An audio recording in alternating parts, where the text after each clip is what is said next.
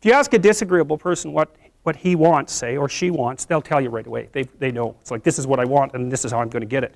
But agreeable people, especially if they're really agreeable, are so agreeable that they often don't even know what they want, because they're so accustomed to living for other people and to finding out what other people want and to trying to make them comfortable and so forth, that it's harder for them to find a sense of their own desires as they move through life. And that's not, look, there's situations where that's advantageous, but it's certainly not advantageous if you're going to try to forge yourself a career. That just doesn't work at all. And so, even though on average men and women aren't that much different in terms of their levels of agreeableness by the group, if you go out and you look at the extremes, they're very different. So all of the most agreeable people are women, and all of the most disagreeable people are men. And the thing is, the extremes are often what matter, rather than what's in the middle. And so one of the ways that's reflected in society, by the way, is there's way more men in prison. And the best personality predictor of being imprisoned is to be low in agreeableness. It makes you callous.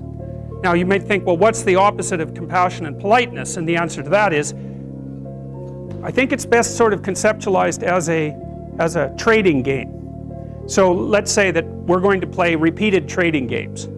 And if you're very agreeable, then you're going to bargain harder on my behalf than you're going to bargain on your own behalf. Whereas if you're very disagreeable, you're going to do the reverse. You're going to think, I'm in this trading game for me, and you're going to take care of your own interests. Where an agreeable person is going to say, no, at best this is, at worst this has to be 50-50, but I'd like to help you every way I can. One of the things you have to be careful of if you're agreeable is not to be exploited, because you'll line up to be exploited. And I think the reason for that is because you're wired to be exploited by infants.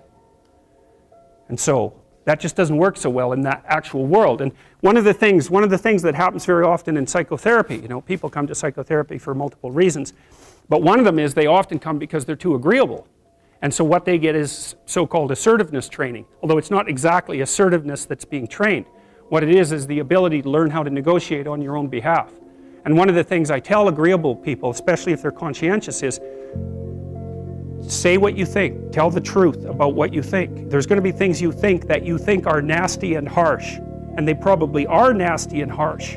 But they're also probably true. And you need to bring those up to the forefront and deliver the message. And it's not straightforward at all, because agreeable people do not like conflict. Not at all. They smooth the water. And you can see why that is in accordance with the hypothesis that I've been putting forward. You don't want conflict around infants. It's too damn dangerous. You don't want fights to break out. You don't want anything to disturb the relative peace. And if you're also more prone to being hurt physically and perhaps emotionally, you also may be loath to engage in the kind of high intensity conflict that will solve problems in the short term, because it takes a lot of conflict to solve problems in the short term. And if that can spiral up to where it's dangerous, which it can if it gets uncontrolled, it might be safer in the short term to keep the waters smooth and to not delve into those situations where conflict emerges. The problem with that is it's not a very good medium to long-term strategy, right? Because lots of times there are things you have to talk about because they're not going to go away. And the advantage to having a well-socialized disagreeable person is that they really don't let much get in their way. So if you can get a kid who's disagreeable socialized, that person can be quite the creature, because they're very forward-moving in their nature and very difficult to stop. But if you don't get them successfully domesticated, tamed, roughly speaking, by the time they're 4, their peers reject them. And that's a big problem, because your job as a parent is to make your child socially desirable by the age of 4. Like you want to burn that into your brain, because people don't know that. That's your job. And here's why. It's easy if you think about it carefully. So you imagine you've got a 3-year-old child, so sort of halfway through that initial period of socialization, and you take that child out in public. Okay, what do you want for the child? Who cares about you? What do you want for the child? You want the child to be able to interact with other children and adults so that the children are welcoming and smile and want to play with him or her, and so the adults are happy to see the child and treat him or her properly. And if your child's a horrible little monster because you're afraid of disciplining them or you don't know how to do that properly, then what they're going to do is they're going to experience nothing but rejection from other children and false smiles from other parents and adults. And so then you're throwing the child out there into a world where every single face that they see is either hostile or lying. And that's not something that's going to be particularly conducive to the mental health or the well-being of your child. If your child can learn a couple simple rules of behavior, like don't interrupt adults when they're talking too much and pay attention and try not to hit the other kids over the head with the truck any more than is absolutely necessary, then, and share and play properly, then when they meet other kids, the kids are going to try out a few little play routines on them, and that's going to go well, and then they're going to go off and socialize each other for the rest of their lives. Because that's what happens, is that from 4 years old onwards, the primary socialization with children takes place among other children. And so if the kids don't get in on that early, they don't move into that developmental spiral upwards and they're left behind. And you can imagine how terrible that is, because a 4-year-old will not play with another 4-year-old who's 2. But a 5-year-old certainly will not play with a 5-year-old who's 2, right? Because the gap is just starting to get unbelievably large. And so the kids start out behind, and then the peers leave them behind, and then those kids are alienated and outside the peer group for the rest of their life. Well, those are the ones that grow up to be long-term antisocial, right? They're already aggressive. It doesn't dip down. Now, what happens to normal boys, roughly speaking? Imagine the aggressive 2-year-old types. They get socialized, so their level of aggression goes down, and then they hit puberty and testosterone kicks in, and bang, levels of aggression go back up. And so that's why males are criminals between the ages roughly of 16 and about 25. So, and it matches the creativity curve, by the way. It's so cool. If you look at the spike of creativity among men, 16 to 25, and it starts to go down, criminality matches that absolutely perfectly.